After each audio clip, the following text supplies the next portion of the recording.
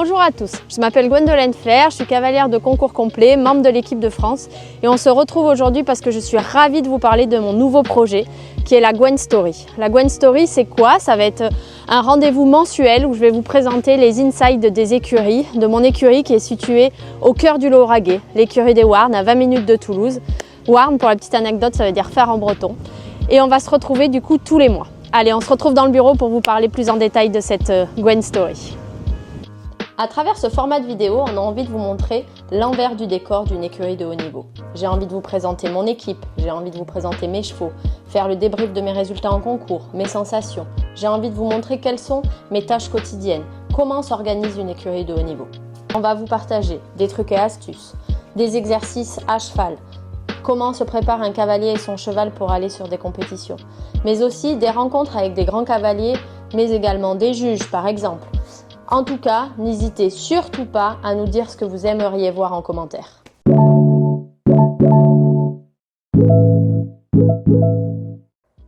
Donc maintenant, je vais vous présenter les écuries. Bienvenue à l'écurie des Warnes. Allez, suivez-moi. Donc aux écuries, il y a plusieurs pôles qui se distinguent. Donc ici, nous sommes dans l'écurie de propriétaires. On accueille aux écuries à peu près une vingtaine de propriétaires qui sortent en compétition ou pas. Il y a des gens qui font du CSO, du loisir et de la compétition. Donc je coach avec Félicia, qui est du coup instructrice et cavalière maison aux écuries. On coach toutes les deux les cavaliers dans le travail quotidien et également en compétition, principalement en concours complet. Ici, on se retrouve dans mon écurie. Du coup, c'est là où sont logés mes chevaux de compétition. J'ai à peu près entre 10 et 15 chevaux de compétition. J'ai un petit peu réduit mon piquet de chevaux par choix. C'est vrai que là, vous pouvez voir que tous les box sont vides parce que tous les chevaux, dès qu'ils ont fini de travailler, tout le monde va dehors. Donc c'est vraiment très important pour moi qu'ils passent un maximum de temps dehors. D'ailleurs, tout à l'heure, en continuant la présentation, on va vous montrer les prés et également la carrière, le manège. En fait, l'environnement dans lequel nous travaillons au quotidien. Vous pouvez d'ailleurs voir les salles de soins sur la droite. Et puis, on va continuer cette petite visite. Du coup, là, on se retrouve au milieu des prés. Donc, chaque cheval a son pré individuel. C'est vrai que pour moi, les jeunes chevaux jusqu'à 6 ans sont en pré collectif. Et puis après, comme je souhaite les ferrer derrière par sécurité pour le cross, je les passe en paddock individuel. Donc, avec quand même des grands espaces, des grands paddocks pour qu'ils aient quand même de quoi se défouler s'ils ont envie, marcher toute la journée et vivre un peu plus leur vie de cheval. On a Romantique du coup qui vient nous voir, qui est encore dans ces quartiers-là jusqu'au printemps prochain. Et puis après, il passera vivre sa vie de pré-pré avec plein de copains. Mais pour l'instant, il est là. Tous les chevaux peuvent se voir et du coup avoir de l'interaction quand même entre eux. Lui, par exemple, est très copain avec le cheval d'à côté, mais qui est un peu plus loin, qu'on ne voit pas. Donc voilà la vie de mes chevaux.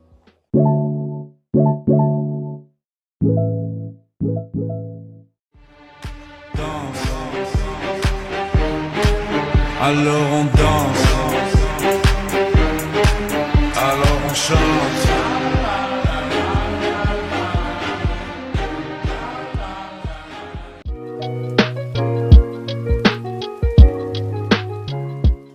Du coup, je vais laisser faire Pauline. Déjà, je suis ravie d'accueillir Pauline aux écuries pour un peu découvrir sa pédagogie et c'est vraiment très intéressant. Du coup, je vais la laisser se présenter d'abord.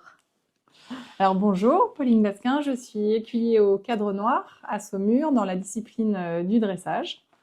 Et mes dates clés, c'est 2006 puisque c'est mon entrée au Cadre Noir. Ensuite, 2012, c'est l'année où je suis passée de l'écurie CSO à l'écurie dressage. 2019, la descente aux enfers avec la grosse colique de mon cheval Sertorius. 2022, ma première participation à une grosse échéance qui était les championnats du monde d'Erning. Et 2024, les JO à Paris. Donc, quant à moi, je suis Gwendolyn Flair, cavalière de concours complet, membre de l'équipe de France. Mes dates clés, je dirais déjà 2009, la création des écuries. Ça fait 15 ans cette année que les écuries sont ouvertes. Après, je dirais 2017, pardon. La victoire à Pau, qui est une victoire du 5 étoiles de Pau avec Romantique. Juste avant 2015, je rebondis en arrière pour ma première sélection en championnat d'Europe senior. Je dirais aussi ma grosse désillusion, ça a été, je pense, les échecs de 2018 où j'ai eu mes 2 chevaux blessés pour les championnats du monde et 2021 aussi pour les JO de Tokyo. Et je finirai quand même par 2024 avec la naissance de mon fils. Voilà. Moi, j'ai parlé que des chevaux. Ouais, c'est vrai. Sinon, j'ai 2 dates à rajouter.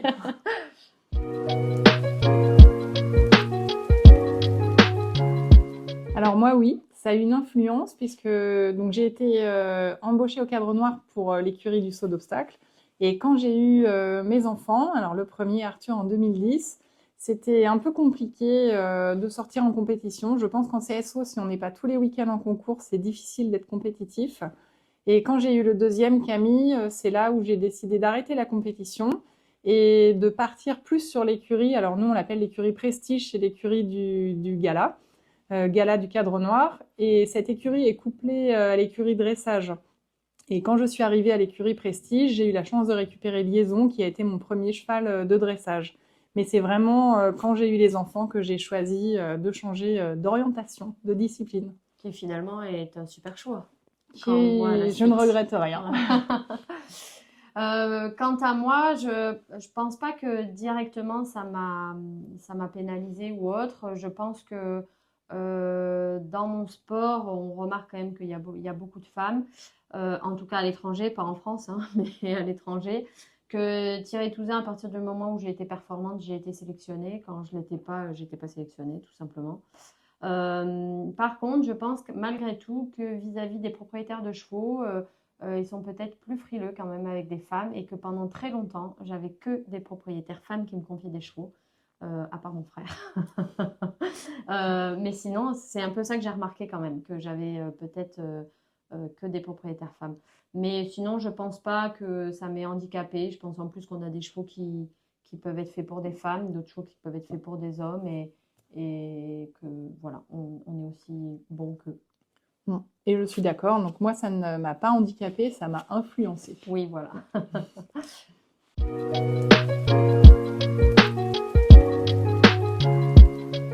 Je commence ou tu- S'accrocher.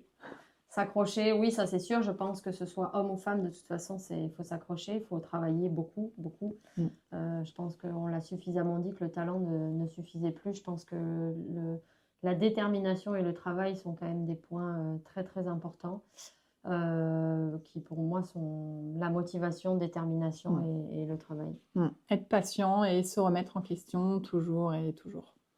Et savoir aussi, je trouve qu'en complet, on le voit beaucoup aussi, qu'il y a toujours une période justement où souvent on finit un cheval avec nos années jeunes, avec lequel on a eu beaucoup de complicité, qu'on a gravi toutes les marches et on a tous finalement un passage à vide un peu derrière, le temps de reconstruire des chevaux, de se remettre vers le haut niveau. Et c'est là où il faut s'accrocher et qu'il faut continuer parce que quand on regarde tous ceux, globalement dans les cavaliers, on a tous ce passage un peu à vide et on rebondit tous quelques années après avec d'autres chevaux. Et c'est là où il faut vraiment travailler, rester déterminé et s'accrocher. Et en dressage, c'est pareil. Alors moi, j'ai pas fait les épreuves jeunes, mais on a un petit peu moins de chevaux, on le sait, en Grand Prix, en dressage. Du coup, quand on a la chance d'en avoir un, il faut en profiter, mais c'est rare d'en avoir un deuxième, un troisième à la suite. Donc, reconstruire, pareil, comme en complet, reconstruire avec un nouveau cheval et surtout se servir de l'expérience qu'on a eue avec le premier pour aller plus vite en quelque sorte, mais ne pas refaire certaines erreurs et vraiment se servir de cette expérience pour construire ce deuxième ou ce troisième cheval.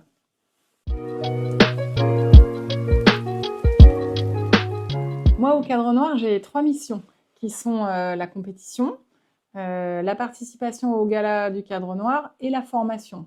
Donc une journée type, je monte beaucoup à cheval puisque j'ai des chevaux donc à préparer pour la compète, pour le gala, mais aussi à préparer pour les élèves.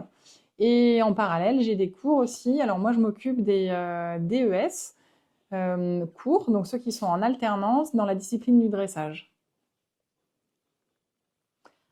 Du coup, moi j'ai une structure, j'ai une vie complètement différente de Pauline, puisque donc j'ai mon écurie privée. Et du coup, moi c'est un peu pareil, j'ai plusieurs pôles au sein de mon écurie, c'est-à-dire que je vais avoir mes chevaux de compétition, des chevaux de valorisation de commerce et j'ai aussi beaucoup de coaching d'élèves qui sortent en compétition ou qui font du loisir. Donc mes journées vont s'alterner principalement les 3/4 de la journée pour monter à cheval. En fin de journée, j'ai toujours des cours avec des élèves et faut pas oublier aussi tout le côté administratif que l'on a du coup, comptabilité, tout ça, communication aussi qui se rajoute. Donc voilà un peu moi, mes journées type, ça s'articule autour de tout ça. Et en fonction des périodes, moi je vais avoir donc toujours ces 3 missions, mais il y en a une qui peut être un peu prioritaire. Donc l'année dernière, évidemment, c'était la compétition qui était prioritaire, mais je peux aussi avoir plutôt le cadre noir prioritaire ou alors certains écuyers ont vraiment la mission formation qui est prioritaire. C'est vrai que finalement, quand on souhaite devenir cavalier professionnel, au final, on peut aller dans de multiples domaines finalement, parce qu'on peut donc choisir, comme toi, de rentrer au cadre noir et d'avoir des missions différentes, puisque comme tu viens de le dire, il y en a qui sont plus dans la formation, la compétition. Et nous aussi, dans le privé, finalement, on peut avoir aussi multiples casquettes, c'est-à-dire qu'on peut soit décider de faire un peu du commerce, soit décider d'être plus dans le coaching, soit plus dans la compétition de haut niveau, ou cumuler un peu les trois comme j'essaye de faire. Donc c'est vrai qu'il y a une multitude de choses que l'on peut faire, développer. Donc en fait, il ne faut pas penser que c'est que cavalier de haut niveau. On peut s'épanouir dans plein de domaines différents. Et en plus, on peut y accéder vraiment de plusieurs façons. Moi, je suis rentrée au cadre noir. En fait, je voulais faire de la formation au départ. Je suis venue à Saumur pour passer mon BE2, 2005-2006, et il y a le concours d'entrée qui s'est ouvert pendant mon année de formation. Et donc, j'ai postulé. Mais à la base, c'était vraiment pour faire de la formation d'enseignant. Je voulais vraiment passer mon BE2 pour ouvrir un centre de formation. Et ensuite, j'ai saisi des opportunités qui m'ont amené aujourd'hui à être cavalier de haut niveau, mais ce n'était pas mon objectif de départ. Quant à moi, ça l'était. Moi, c'était vraiment mon objectif de départ.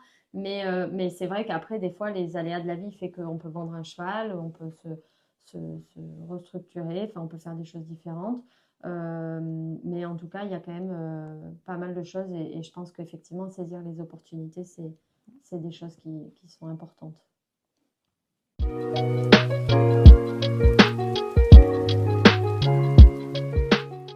Oh, bah toi, il est frais, je pense. Paris, Versailles. Versailles, c'est l'été dernier.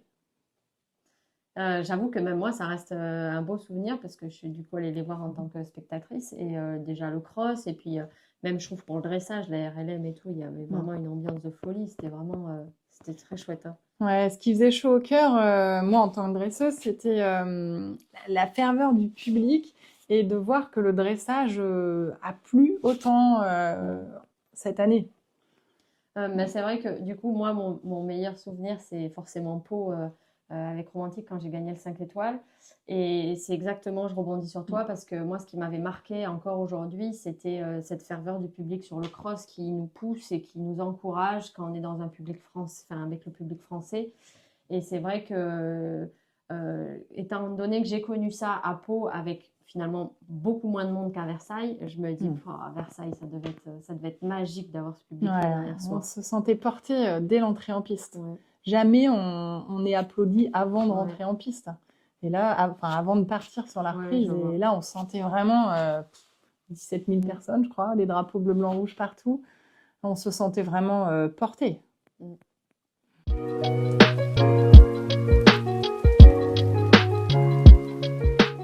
Moi, du coup, c'est vrai que j'avais des saisons un peu en demi-teinte parce que du coup, ma priorité était d'avoir un enfant. Maintenant, c'est fait. Je suis très heureuse avec Gabriel. Et du coup, c'est de revenir vraiment vers le sport de haut niveau. J'ai quand même anticipé la retraite de Romantique en construisant des nouveaux chevaux qui, du coup, arrivent petit à petit. Et donc, mon objectif en ligne de mire, c'est les JO de Los Angeles. Donc, je vais construire mes années qui arrivent en fonction de cet objectif-là avec les chevaux que j'ai actuellement. Et moi, Sertorius, il a 14 ans, donc Los Angeles, il en aura 18. On verra. L'idée, j'aimerais vraiment pouvoir l'emmener jusqu'au championnat du monde à Aix-la-Chapelle en 2026. Merci à toi. Bah, de rien, avec plaisir. Puis merci d'être là en stage. Avec plaisir aussi. Non, c'est cool. Franchement, c'était génial. Les cours aujourd'hui, c'était cool. Ça va? Ouais. Regarde. Mm. Attention, t'as le micro encore. Non, mais c'est vrai en plus.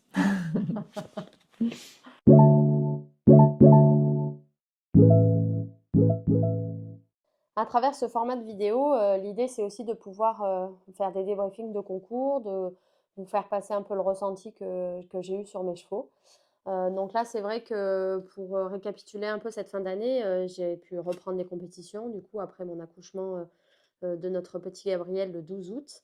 Je me sentais assez en forme, donc j'ai décidé de repartir sur les terrains de concours avec seulement 2 chevaux.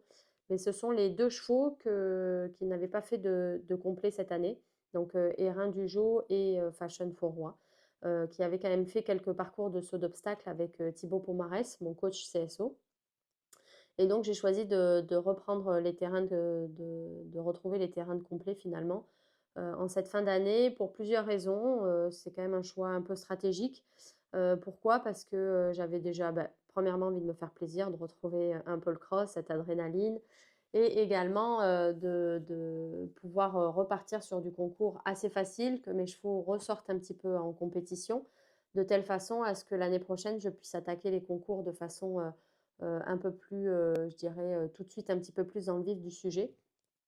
Parce qu'en effet, Fashion a été déclassée en cette fin d'année puisqu'elle a fait une Pro 4, un 2 étoiles. C'est une jument qui a déjà couru sur enfin, qui a déjà fait des podiums en 3 étoiles. Donc voilà, c'était un choix de la déclasser pour me permettre aussi moi de reprendre un peu plus progressivement. Je pense que j'ai bien fait parce qu'elle était vraiment très guerrière. Et sur le cross, vraiment, c'est une jument qui a beaucoup de force. Et je pense que si j'étais partie sur un niveau d'épreuve un peu plus élevé, ça aurait peut-être été physiquement un peu plus dur pour moi. Donc, je pense que j'ai fait un bon choix stratégique. Erin, lui, il a fait donc la Pro 4 aussi et le 2 étoiles.